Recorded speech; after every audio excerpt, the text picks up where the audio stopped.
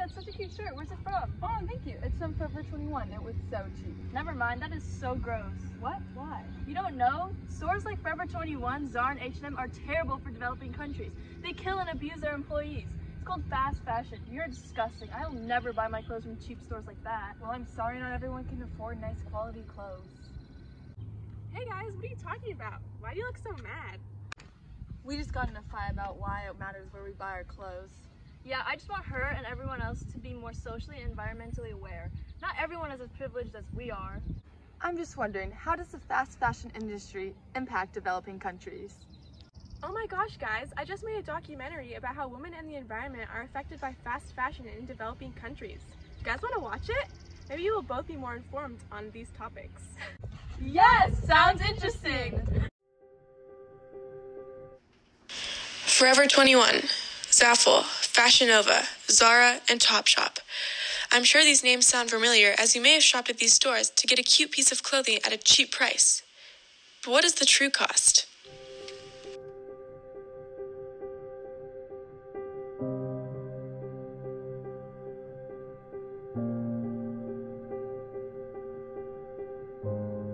Women in developing countries work in horrendous conditions in order to provide for their families. They endure sexual harassment, abuse, long hours, minimal to no breaks, just to earn a wage that cannot even be survived on. This is fast fashion, but how did it come to be?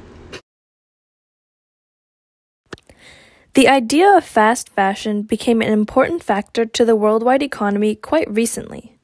A timeline of events shown before the 1800s, all clothing was made by hand from natural growing materials. Soon after the famous Industrial Revolution occurred, the textile industry began to boom with business. With weaving and sewing machines being invented, textiles and clothes were produced much faster, which allowed bulk production with a variation of sizes. This decreased prices and then allowed the world's manufacturing scale to grow. Going into the 1900s, some clothing was still being made by hand at home, but with World War II happening, more functional styles were desired rather than fashionable. The first catastrophe that foreshadowed the dangers of the growing industry of fast fashion was the 1911 fire in the New York Triangle Shirtwaist Factory. This was the first catastrophe to fast fashion, and many of the casualties were very young female immigrants. Now into the late 1900s, cheap seasonal clothing began to spark interest. People desired on-season trends, but not everyone could afford to buy a constant new wardrobe. So brands began to produce much quicker with very affordable pricing. And as more textile factories began to open up around the world, mostly in developing countries, the USA and Europe took advantage of this to outsource their labor. These powerful countries were able to save millions on production costs. Top leaders of the fast fashion industry in the late 1900s are still at the top today. Many you probably know, such as Zara, Forever 21, H&M, Topshop, and more. The rapid growth of these brands directly relates to the concept of sweatshop labor. During this fashion era, it was very chic to pay less. But now in the modern day, more people in the fashion industry are questioning the ethics of this practice. People are asking themselves, how does this affect the rest of the world? How damaging is this to others?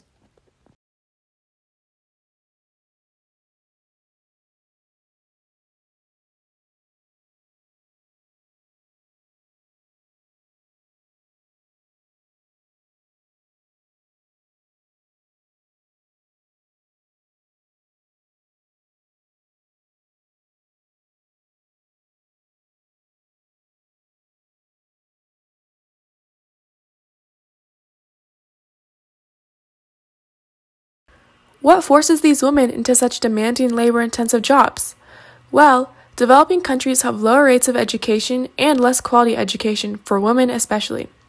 Education plays a major role in determining if you can get a job, the type, and the quality of that job. So, women in developed nations who have the opportunity to receive a quality education, therefore also have a better opportunity to get quality employment. Overall, the lack of quality education for women in developing countries sets them up for worse job opportunities, such as those found in the fast fashion industry. Unfortunately, despite many efforts to increase education for women in developing countries, men still receive the majority of schooling. This is because there are many factors that play into the ability for women in developing nations to get an education that does not exist in developed nations. These factors can include social norms, the fertility rate, access to contraception, the cost of education, and more.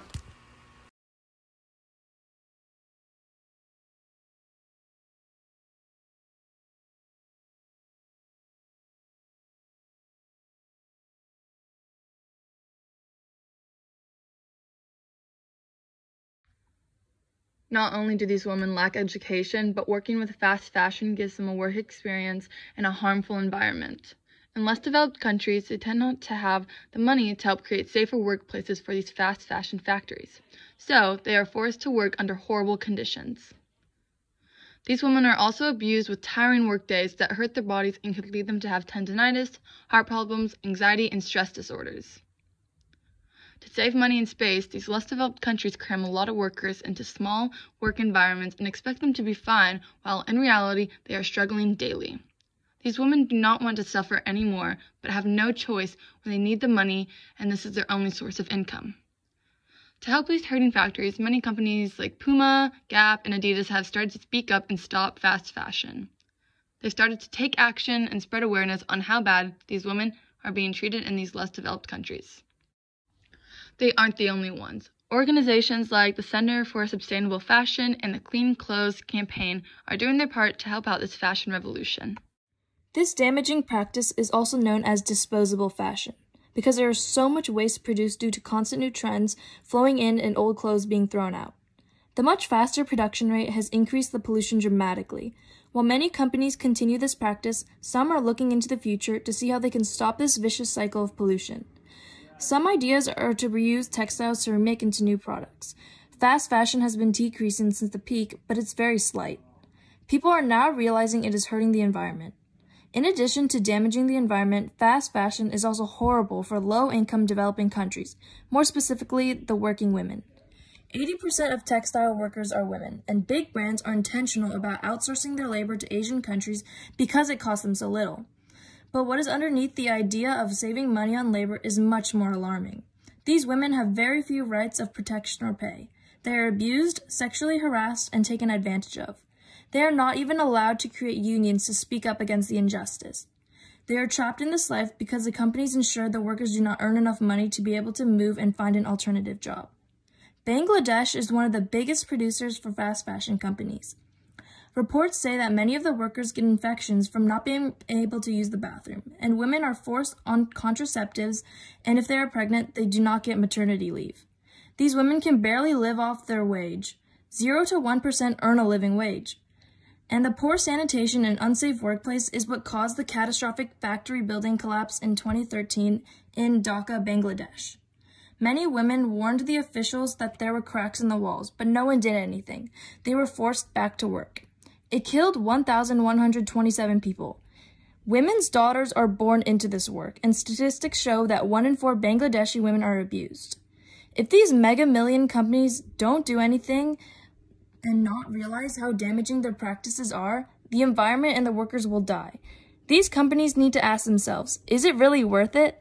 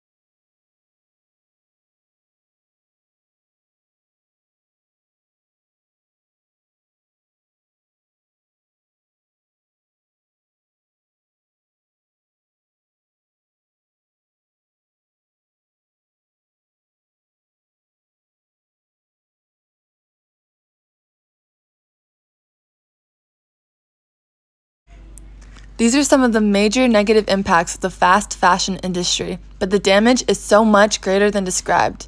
How does the fast fashion industry affect developing countries, their environment, and women?